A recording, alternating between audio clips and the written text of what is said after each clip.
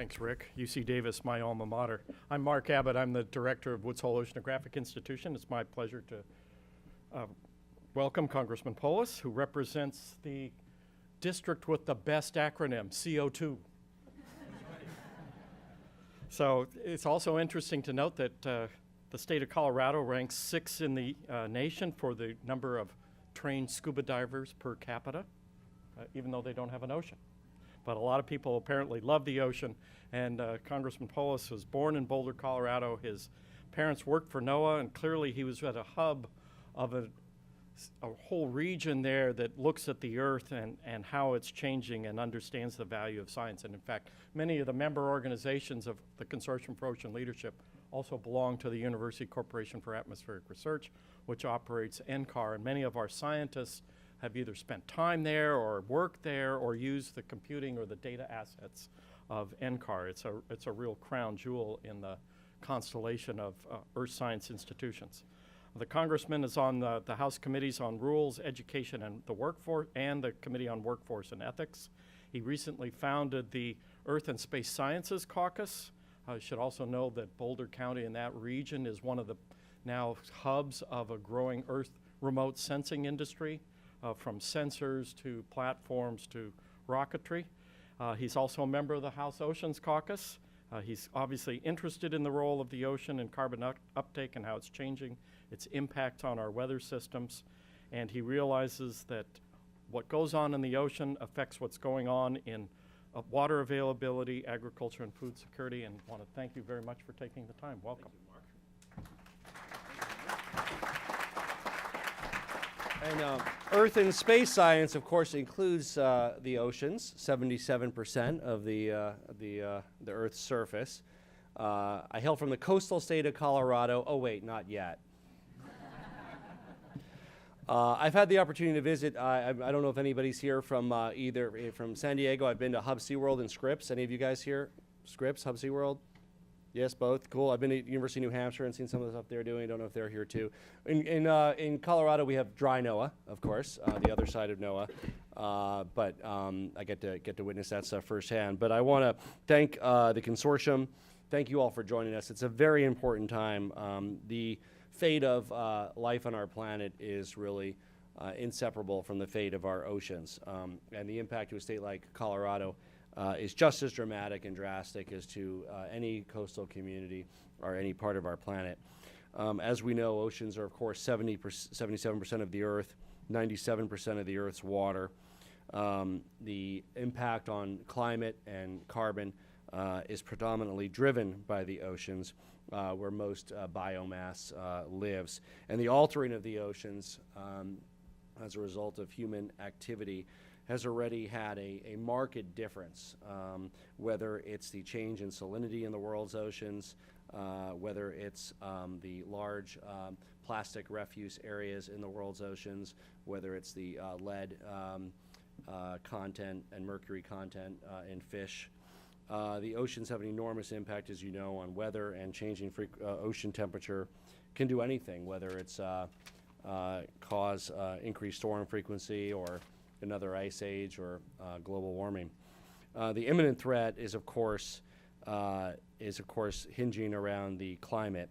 Until recently, oceans have absorbed about a quarter of man-made carbon, and that's a number similar to all of the rainforests and plants and everything else that we think of in the terrestrial sense. And while we need to continue our efforts at rainforest preservation and forests here in the United States, it's also important to focus on the oceans.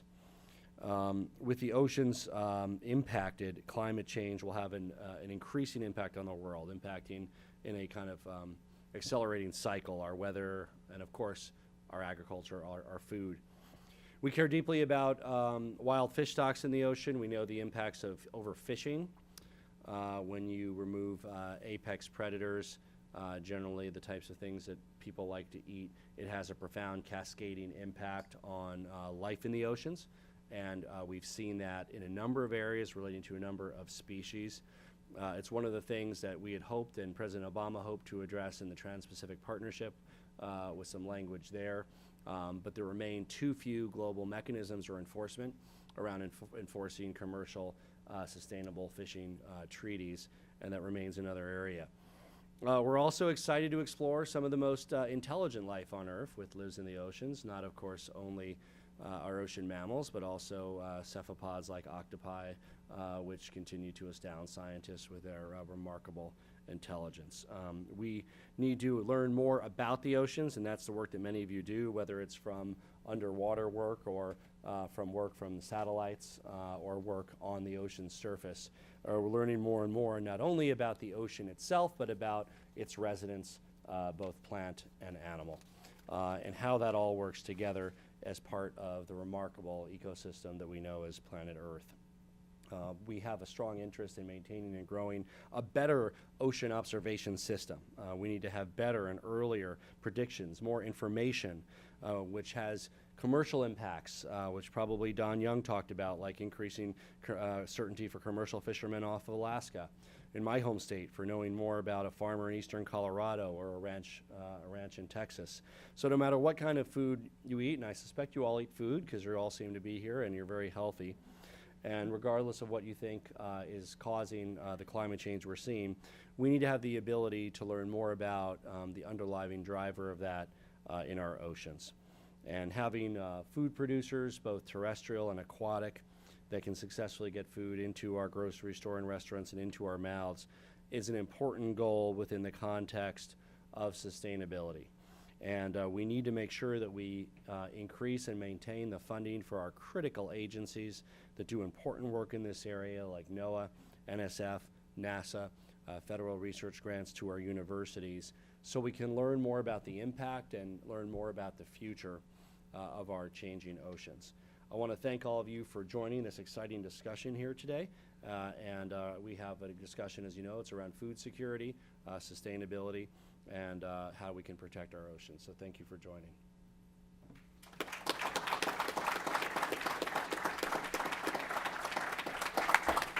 Thank you. Thank you. Rick, how are you? You're with which one? Davis? Okay. Davis. Hi.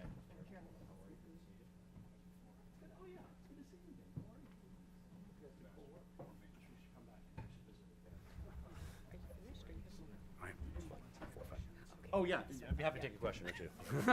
I was just so excited to greet the panelists. I actually know Michael, so. Yes. My name is Sam Teicher. I founded Coralvita, which is a company that grows corals to restore dying reefs. Good. And in this political climate, I'm wondering from your perspective, both in the policy realm, but also given your background, what you think the DC community can do to encourage entrepreneurship and innovation to solve a lot of the ocean problems that can't necessarily be addressed with given roadblocks. Well, coral is probably a nice one because there's a commercial side to it. It's, as you know, one of the great tourist attractions of the ocean, which is its undoing. But the opportunity to regenerate coral would have a great commercial opportunity for areas that are desirous to have be a tourism destination. There are a lot of other things that don't have commercial viability. I mean, there's not, for instance, as much direct commercial interest in doing something, in fact, quite to the contrary, about doing something about the plastics in our oceans, especially the large areas that are taken up, or even some of the heavy metal contamination. So I think it takes a partnership of both. Obviously, our coral reefs are critical, but again, luckily, it's an area where they're actually a driver of significant economic activity. What you're doing is hopefully will work, because have you succeeded in doing that yet? Is that just kind of starting, or can you do that large scale yet? Yeah, we're trying to basically we're trying to commercialize it to scale up impact, but scientifically it's been proven out to grow corals 50 times faster. We actually heard last year from folks at the Moat Lab that proved out that technique, and also to strengthen the coral resiliency to climate change. Well, it's terrific because our coral has an opportunity to be a great ambassador of the ocean. Now, it has been, but of course it's killed it in the process. So if we can find a way to do that sustainably, there's wonderful potential there in coral being an ambassador in a sustainable way, where we don't kill the ambassador like various Russian ambassadors that met untimely ends the last few weeks.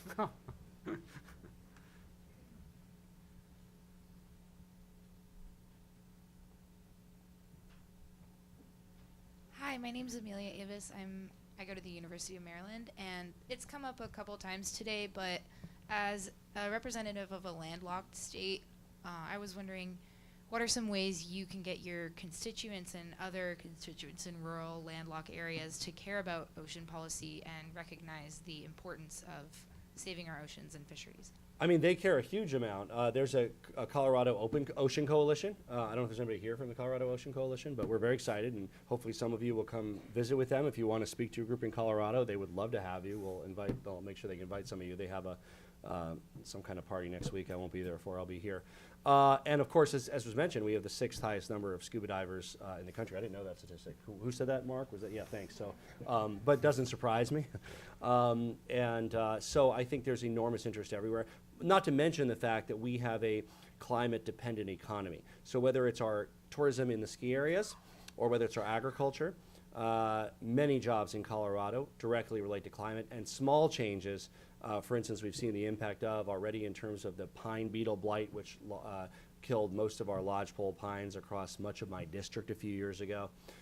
Record numbers of dramatic weather events like floods and droughts in the last few years. So it directly affects the quality of life in my landlocked state as well as yours.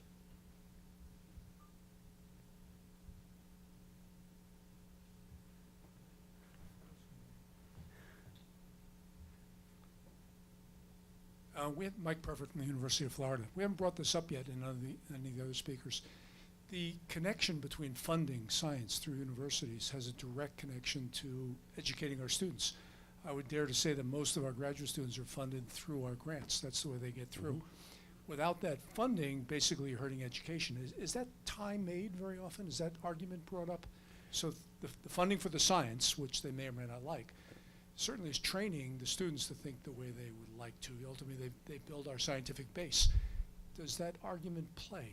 Well, I mentioned grants to universities as one of those categories of funding. In terms of the market for that, I think the market for that, unless you are talking to a representative who represents a research university, and I happen to, as you know, Colorado State University and University of Colorado Boulder, two together receiving a combined $700 million in federal research funding. But unless somebody represents one of those, I think representatives are more interested in the benefits and the outcomes of that research and how it improves the quality of life for Americans. They wouldn't necessarily have an interest in, preserving, jobs in a district that's outside of the one that they represent. But rather just continuing our base of scientists. That's the way you build up as we retire, as the older generation retires. The new scientists come from that funding that we get through National Science Well, with the current Foundation. composition of Congress, as you know, science doesn't necessarily play that well. So I don't know if I would lead with saying it's the future of science when we have a lot of representatives that don't really believe in the scientific process and believe the world is 4,000 years old and a number of other things that they publicly believe. I'm not putting words in their mouth. They would be here and they would say that. So I'm not sure that would be if those are the people we're trying to sway, which they are.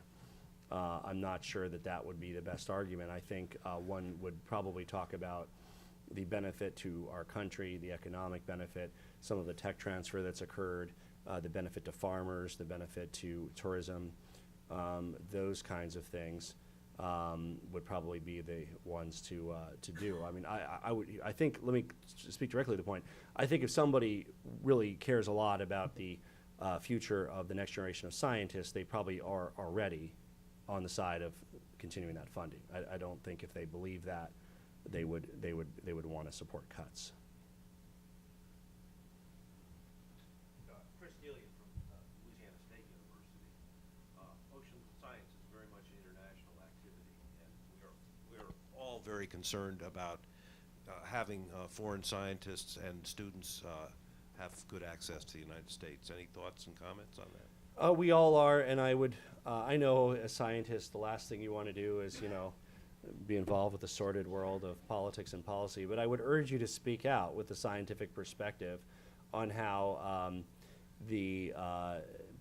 how this kind of rise of nationalism hurts the progress of science in several ways. One, it hurts information sharing and collaborative projects between countries. And two, it actually hurts the ability of scientists to come here for conferences and us to go there for conferences. So it operates on a number of levels, and it's a argument that should be made by you, obviously, if you believe it, which I think you do if you've seen it. I mean, with your personal anecdotes about what might occur and how this could be to the detriment of our country and our commerce and our science. So absolutely highlight those stories. I do worry about that. There are many other things that I worry about. Many of you do as well with regards to this rise in nationalism. But among them would be the breakdown of scientific collaboration internationally.